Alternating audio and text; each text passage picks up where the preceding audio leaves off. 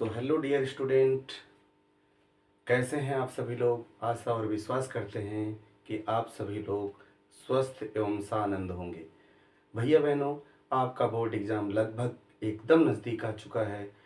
आशा और विश्वास है कि आप सभी लोग अच्छी तैयारी कर रहे होंगे, घर पर अपने समय का सही सदुपयोग कर रहे होंगे, सभी फार्मूले और हर प्रकार के प्रश्न हल करके उसका भली भांत अभ्यास कर रहे होंगे।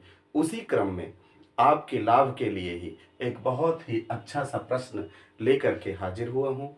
तो आप सभी लोग से आशा और विश्वास करता हूँ कि अगर आप मेरे वीडियो पे नए हैं तो चैनल को सब्सक्राइब कर लें, और सब्सक्राइब इसलिए कर लें ताकि मैं फ्यूचर में कभी भी कोई भी वीडियो बनाता हूँ जो बहुत ही यूजफुल है आप सबके लिए, तो आप सभी को तुरंत उसका नोटिफिकेशन मिले और आप सब उसका फ़ायदा उठा सकें।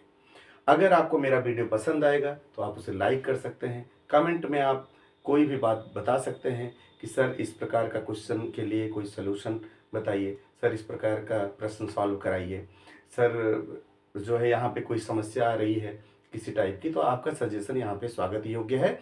तो यहाँ पे सवाल पढ़ते हैं। कह रहा है द्विघात समीकरण 2x² - 4x + 3 = 0 का विविक्त कर ज्ञात कीजिए।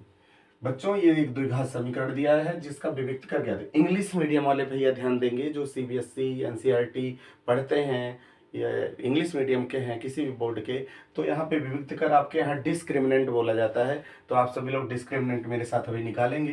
तथा मूलों की प्रकृति भी बताइए। तो मूलों को आप लोग क्या बोलते हो, रूट्स बोलते हो या जीरोज बोलते हो। तो यहाँ पे हम जो है मूलों की प्रकृति डिस्क्रिमिनेंट या विविक्त कर निकाल के मूलों की प्रकृति बता देते हैं। ये फार्मूला आपको याद रखना चाहिए। तो हम चलिए शुरुआत करते हैं बच्चों। यहाँ पे सबसे पहले तो इस द्विघात समीकरण का मानक द्विघात समीकरण के साथ तुलना करते हैं। ठीक है, तो यहाँ पे हम लिख लेते हैं, यहाँ पे लिख लेते हैं द्विघात समीकरण, द्विघात समीकरण,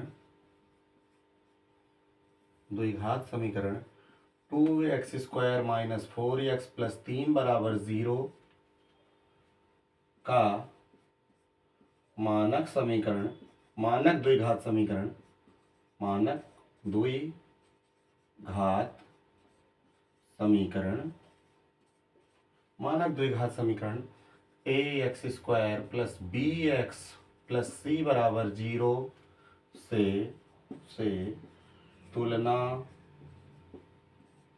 करने पर तो बच्चों तुलना कर दीजिए। तुलना करने पर तो हमको क्या मिलेगा, यहाँ लिख दीजिए तब a = 2, b = -4 तथा c = 3 मिलेगा। आपको मिल गया। अब हम डिस्क्रिमिनेंट का फार्मूला जानते हैं बच्चों, क्या होता है। तो d बराबर होता है b² - 4ac से।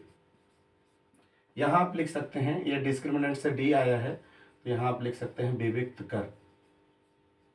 पहले हमें विविक्त कर निकाल करके हम बता देंगे कि मूलों की प्रकृति कैसी होगी। पहले तो हमें क्या निकालना, विविक्त कर निकालना। पहला क्वेश्चन तो हमारा विविक्त कर का है। ठीक है, चलो भैया, d बराबर b की वैल्यू -4 है बच्चों, रख दीजिए।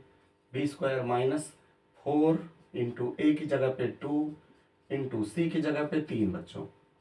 आपको पता है -4² है तो 4 4 जा 16, ये प्लस में आ गया, और ये -4 2 जा 8, 8 3 जा कितना आ जाएगा, देखिए 4 दूना 8, 8 3 24। ठीक, तो ये आ गया बेटा d बराबर ये घटाएंगे आप तो आएगा -8। कितना आ जाएगा, -8। बच्चों, अगर ऐसी स्थिति होती है, देखिए जब d जो है 0 से भी छोटा होता है, 0 से भी छोटा होता है। देखिए बच्चों, यहाँ पे -8 0 से भी छोटा है, 0 बड़ा है। जो d की वैल्यू आई है वो 0 से भी छोटी, इसलिए 0 बड़ा है, इसलिए मैंने यहाँ लिखा है d। यहाँ पे लिख दीजिए बिकॉज d, आगे लिख देंगे डी इक्वल टू इतना। ठीक, ये लिख सकते हैं आप। तो यहाँ पे मूल तक मूलों की प्रकृति क्या होगी, मूल अधिकल्पित होंगे, काल्पनिक होंगे। तो यहाँ पे लिख दीजिए अतः, अतः मूल काल्पनिक होंगे, काल्पनिक होंगे। ठीक बच्चों। अच्छा, द्विघात समीकरण है, कितने मूल होंगे, कितने मूल होंगे, 2 मूल होंगे, क्योंकि यहाँ पे पावर 2 लगा है। अतः दोनों मूल काल्पनिक होंगे, यह कह सकते हो। ठीक है बच्चों, best of luck, thank you.